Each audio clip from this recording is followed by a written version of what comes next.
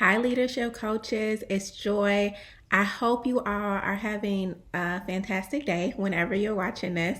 So, a few updates. One, this month is turning out to be really busy for me, for the girls, probably for you all too, since we're all connected. But for on our end, we are fine tuning and finalizing submissions for the Leadership Journal, which is our annual publication. And so a lot of the interns are working on their contributions to the journal. And for me, at least for my group, I am catching up on giving them feedback and reading what they wrote and all of that. And so, and a lot of the other instructors too, I think are just busy with supporting the girls through outside Butterfly Dream stuff, but particularly this month with getting the Leadership Journal contributions together. It's also the end of the quarter, or this month will be the end of the quarter. So it's just like a lot of things we have to tie up in terms of reporting and all of that. So I say all that to say we will not have a leadership coach check-in this month. Just because it's so much going on, but I do still want you all to check in with your mentees, with your girls. There won't be an agenda, so you can think of this month as a free month. I will make sure that we link those suggested activities or ideas for virtual dates that you all could do, like go on a virtual walk together or cook a meal. But really, it's whatever you want to do, even if it's just a quick check-in of just talking about how things are going, following up on goals or action items from your last meeting, however you want to use the time, or if you all want to catch up on an agenda, if you're like behind, you can do that. It's up to you all. We will come together again in April, our normal meeting time, see how it went, catch up. We're at the tail end.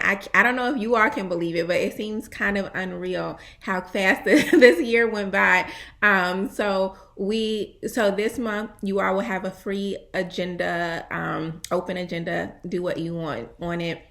In April, we will talk about love languages. I know typically when people hear love languages, they think of romantic relationships, but we're going to talk about love languages in another way in terms of like with platonic relationships or family relationships. So that's to come. And then in May, we will wrap up because that will be our last month. We will reflect. And then you are invited to come to our book launch and our celebration in June. But really, we're at the tail end of this thing. So before I go, I actually want to share a snippet of a couple of our students talking about how last month went for them, and a few of them gave shout outs to their leadership coaches or reflected on the topic. The topic of last month was communication, and that month 4 agenda was around quote unquote good communication or effective communication. And I know usually when we do our check-ins, I like to hear what you all think about the topic too. So since we're not doing our check-in this month, I thought it would be good for you to hear from some of our students. So here they go. Yes, I completely related to everything Evelyn said because when I was going over this with my mentor, we both came to the conclusion that while we both are really good listeners, we tend to like to help others. And I know, especially for me, when I'm talking to someone, I find it really important to like listen to what they're saying because I know even just listening to someone when they have really had like a really bad day can really help them. But sometimes I'll want to like give them advice or help them because I just want to make their day better or like help them with their situation. So sometimes I'll say stuff that's like on the dismissive side. So it could be like, oh, maybe you should try this. And I mean, I don't mean it in a way like, oh, I want to fix you. But I realized that I did do that. So that's something I'm starting to try to like work on because it's really important to like just even listen to someone. I just wanted to like echo what Evelyn was saying. When I saw the chart, I realized that I sometimes say a lot of these things. So then I started to reflect on myself, and think about like what I can do better because same with what everybody else said. A lot of times when somebody comes to me with their problems, just like immediately think, okay, like how can we solve this? And so now I've like started like explicitly asking like, do you want me to just listen or do you want me to give some advice? And so if somebody says like, oh, like, could you just listen to me rant for a bit? I'll do that. And I'll just like let them rant and get out what they need to get out. And then if somebody asks for advice, then I'll make sure to like give them the best advice I can. And also it's hard for me to focus sometimes. So I have to, like, I've been working on being an active listener, so when people say something, I'll repeat their words over again in my head, or like I'll pay close attention to like their mouth or their lips, just so that I can make sure that I'm not like thinking about something else or like going off track. So with being a good listener, I relate to what Layla said because like with me, it's like I can be listening to someone and what they're saying is like longer than 5 minutes. I start to zone, and it's like I'm just somewhere else, and then I have to kind of snap myself back in, like, oh, you're still talking, so let me just keep focused. So it's like something I have to remind myself to do that I'm working on, which is also something I pay attention to when I'm talking, not to just keep like talking directly, to have pauses and breaks because it makes it easier for people to listen. So when you're listening, you're also kind of teaching yourself what to do when you're talking. So I feel like, and other things, just you notice when you're listening, just kind of have to ignore things and not be judgmental and just kind of hear people out. And I guess this is unrelated, but like I just feel like when people talk, it goes through my head like if they say sometimes, so I have to be like, don't do that. I'm used to so doing things like that or just getting off topic. So I feel like when you listen to people, you should just be looking for what they're trying to get through and saying to you, and then just kind of seeing what you're going to give back. Yeah, such good points. And like the piece about like, yeah, just like how you can get like you are using that to help you're using your listening skills to help you be a better speaker.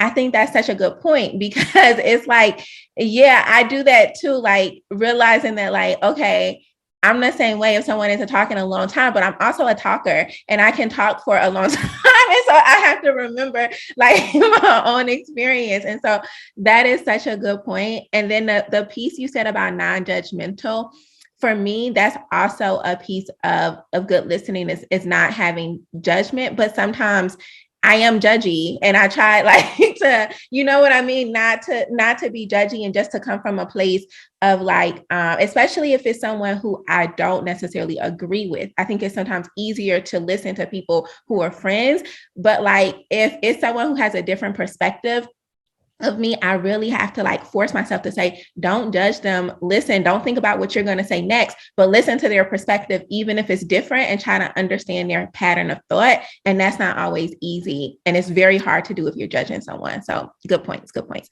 All right, Katharina. I Go went ahead. into that with my mentor. She like saying like, even if you don't like someone, just to go into things with an open mind, like, just to wipe that I don't like you away because that I kind of love that. messes things up. So it's like, just kind of go in there, not assuming that they're going to say something you don't like because you don't like them. So just like kind of just keeping an open mind. And Good. also, I feel like you just notice things when people are talking. Like if you're talking too much, you can notice when somebody kind of zones off. So it's just focusing on that and focus on when you're doing it yourself. Those are such good points. I am, yes, especially when you're not making assumptions like that is bringing together when we're talking to those 4 agreements. But yes, I agree. Good ads. Katharina, you want to wrap us up? Yeah, it's just funny to hear like how much I resonate with everything everyone said, especially you, Joy and Samantha. Like I too am a problem solver, and I'm not gonna lie, like I talk a lot.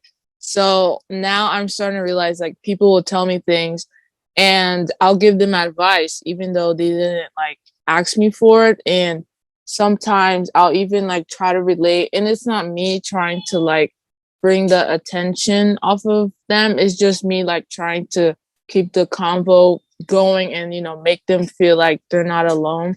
So it was really interesting to see how everyone's kind of going through like the similar things. So I really like what Layla said about asking.